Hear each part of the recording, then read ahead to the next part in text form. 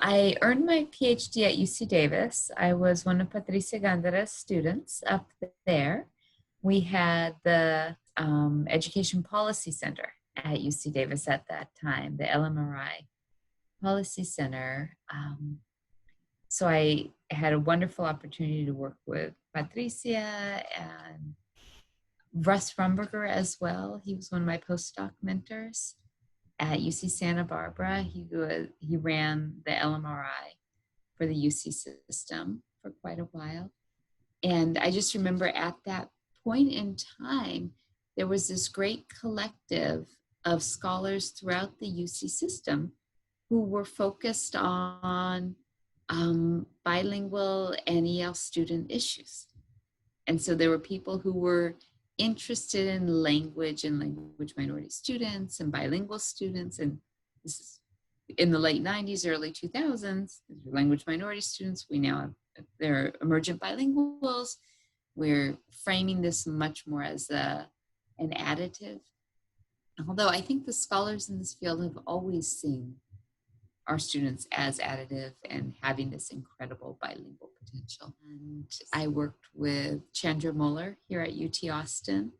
And then when I started at University of Georgia with Linda Hartclough, and all of these people kind of came together and showed me not just this question of research in our field and how to be a scholar, but how to be a contributing collaborative member of a scholarly community. So I think that was always really important. It's how do you work with others? How do you engage with others? How do you build your community? Because the stronger our community is, and the stronger our networks are, the stronger all of us are in the future. So when I started grad school, I had been a kindergarten teacher, and I had lots of energy at 22, but had started this full day program for our bilingual students so they could, we were basically recognizing that we had a two-way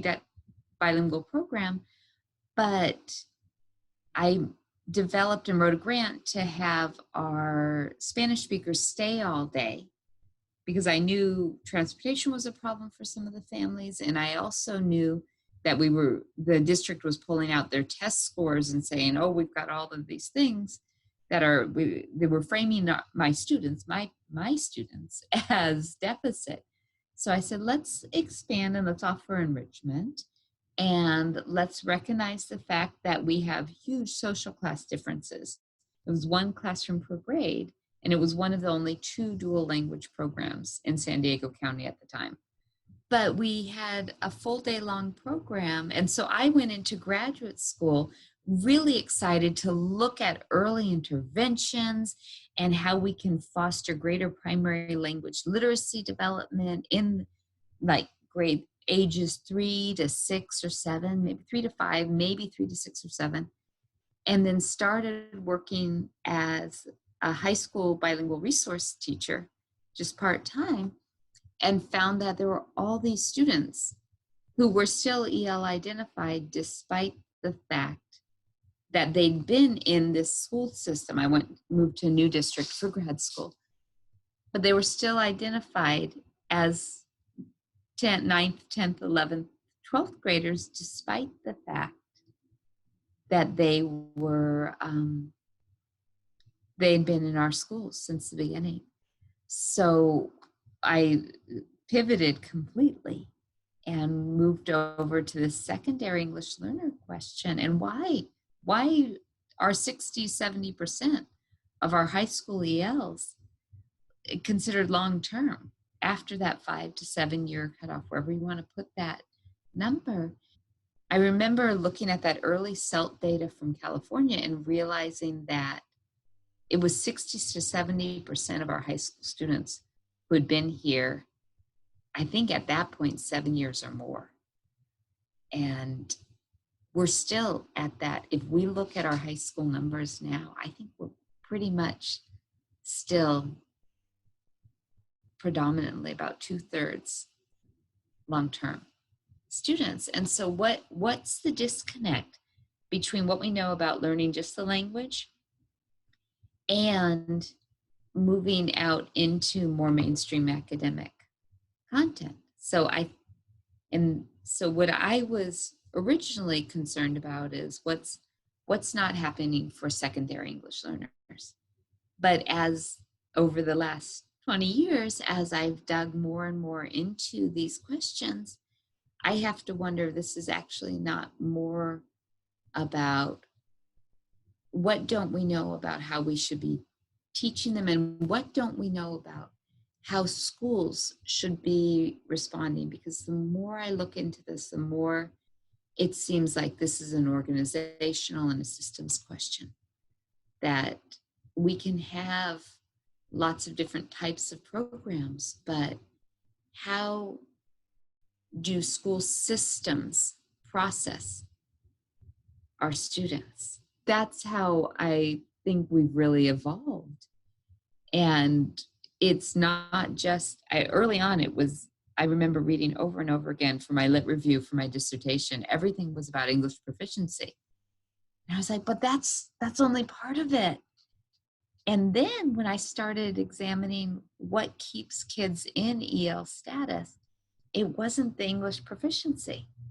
It was the math and the language arts test scores, or the grades, or the teacher approval.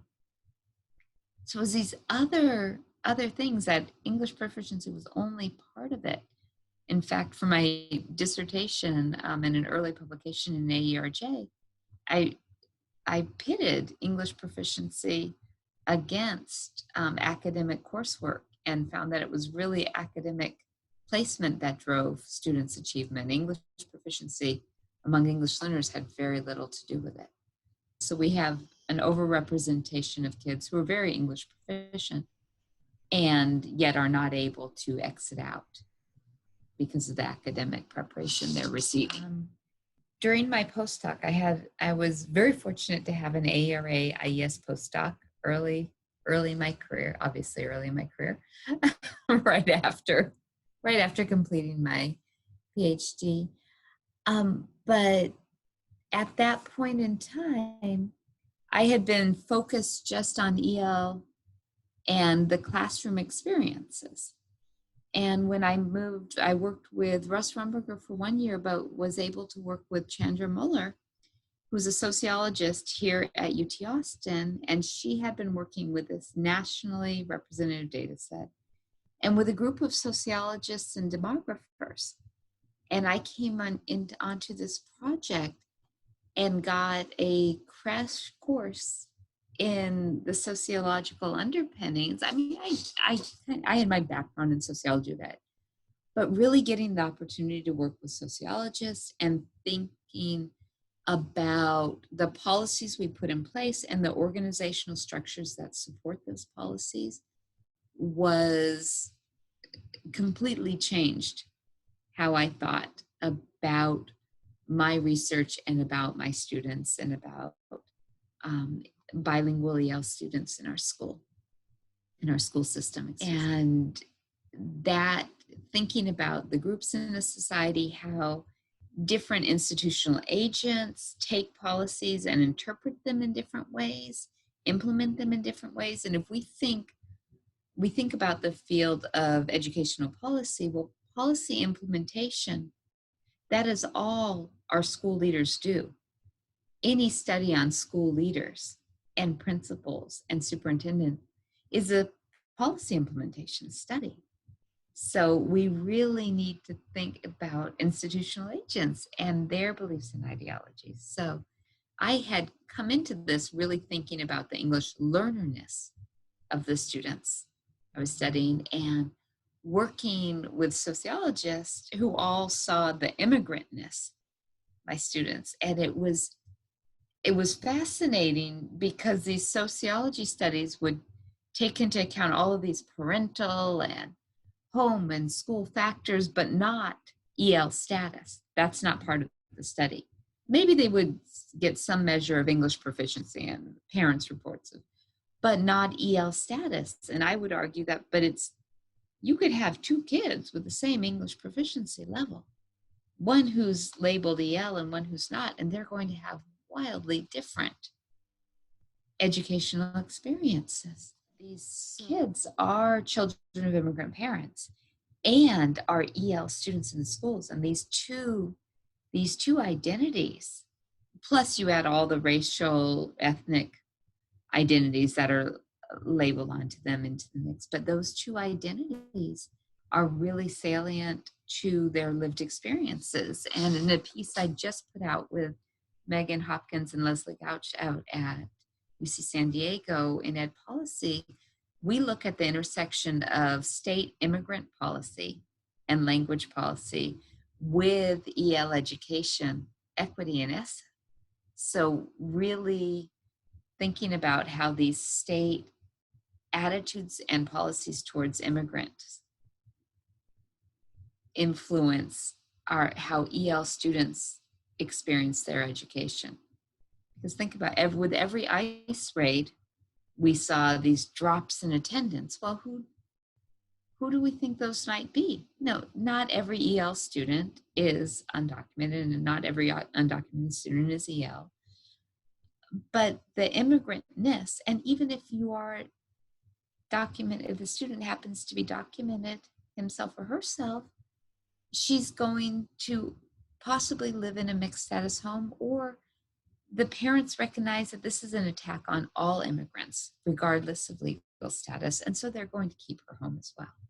So we've really got to see this as access to education. Course taking and placement in ESL has a depressive effect on, for a large share of students, has a significant negative effect on their math and science course taking and their access to AP and honors courses. And most recently with Melissa Humphreys in another AERJ piece, we're able to show that there does seem to be an immigrant optimism benefit to course taking for children of immigrant parents in high school. But we see that for those children of immigrant parents who are EL identified, they don't get the same benefits to taking pre-calculus and calculus in terms of their college going. If anything, it makes them a little bit more likely to go to a 2-year than a 4-year college. But it doesn't get them into a 4-year college like it does for other children of immigrant parents. But I've also done work around children of immigrant parents and their social studies course taking, and how social studies teachers. So what we found was that I wrote a whole beautiful, beautiful proposal on how access to primary language media outlets I hypothesized that would increase voting and voter registration among children of immigrant parents in these communities. It didn't budge. None of that, but we did see for children of US born parents, you can predict voting and registering to vote. It's like this almost 45-degree angle on the line based on the parental education level. But for children of immigrant parents, there's no effect. That line is pretty much flat. So regardless of where the parental education level is, it just doesn't matter for children of immigrant parents. But what does predict their voting and their likelihood of even registering to vote is the number, and we hypothesize probably the types of social studies classes they took during high school. And yeah, I think that's a huge finding. It has great meaning for schools and for educators. And more importantly, when we interviewed high school teachers who taught, we focused kind of on that top end, because where we saw the difference were the kids who had taken more than normal. And so we hypothesized those are probably students who are taking AP and who are taking sociology and who are taking. So we looked at those advanced placement classrooms and the nationally certified teachers to begin with. And we found that the teachers really repeatedly discussed how children of immigrant parents had empathy and could see both sides of a situation because that's what they do. that's what these students do, both sides of the world. They navigate their parents' world and the outside world. And as soon as they started, I mean, obviously this is after doing all the data analysis, but once you saw that, like, oh, of course, that makes complete sense. But what was fascinating was in interviewing these young adults as on the verge of voting, or these interviews happened around the 2008 election. So what a huge sea change that was. And these were young people who came of age during the early 2000s when we had those huge waves of anti-immigrant sentiment. And 9/11 happened and the Patriot Act happened. And with the Patriot Act, we allowed for the incarceration of immigrants for the first time while they were awaiting asylum seekers. So we changed our political and socio-political approach to immigrant communities at that point in time. And we had these huge attacks on undocumented, and children of undocumented parents were leading these marches nationally. So we started our interviews and found that these children of immigrant parents had done an exceptional job of taking on leadership positions in their communities. So these were children of immigrant parents, and they were involved in a disabilities awareness campaigns. Several of them were around the election and immigrant rights issues, but a lot of them were simply involved in community leadership on their college campuses, somewhere in their communities, reproductive rights, all these different things. And so we saw that there was a way when children of immigrant parents were positioned correctly in the schools, they could really become leaders, social, political, but also economic leaders in our society. And by the way, they were not all left-leaning. We had conservative interviewees. They also took a leadership position, but it was interesting to see that. So it was not the teachers and the teachers were not indoctrinating the students into a way of thinking. They were teaching them to be critical thinkers. And the students really saw their social studies teachers as their civic mentors, their civic role models. This is how, he didn't tell me how to vote, but he told me how to be involved. And he talked about registering to vote. And he talked about the importance of being aware of local actions and the importance of the school board, because the school board is where all that upper level political involvement begins. And the school board is really local control. So it was fascinating to see that come together. Children of immigrant parents are a huge asset in our school system. And if we want small towns in America to survive and thrive, we would start investing in the new immigrant families and the new citizen families in these communities. I think as scholars, we need to much more clearly identify the relationship between high quality public education and a democracy. Public education should not be partisan to begin with. This should be, everybody should want it. And somehow or other, it's become a partisan issue. So we need to come back together and advocate for public education. We're supposed to be researchers, and we're supposed to not necessarily be advocates. But I feel as scholars, we do need to start sounding an alarm bell. I'm very concerned about the future of our society based on how we treat public education. And I think children of immigrant parents are canaries in the coal mine, and we're seeing what's happening to them right now in the public education system.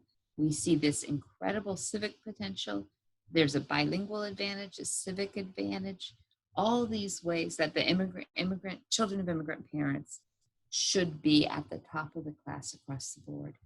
But the way our schools are organized and our systems are set up, that challenge is not being met right now. And we're undereducating a large share of our population, a large share of our youth population right now. So I think we really need to think about, as researchers, being more careful and more articulate advocates for public education, unless we're okay with losing our democracy. And I'm not ready to give it up just yet. As faculty, we have a real obligation to mentor and to make sure these students, these children of immigrant parents in the higher ed system, have every opportunity that might be available to them. I'm always amazed at how few of them know about the McNair Scholars Program or about all these different programs that are designed to help strengthen them as they move into the next phase of their lives. So yeah, I get a little passionate about this.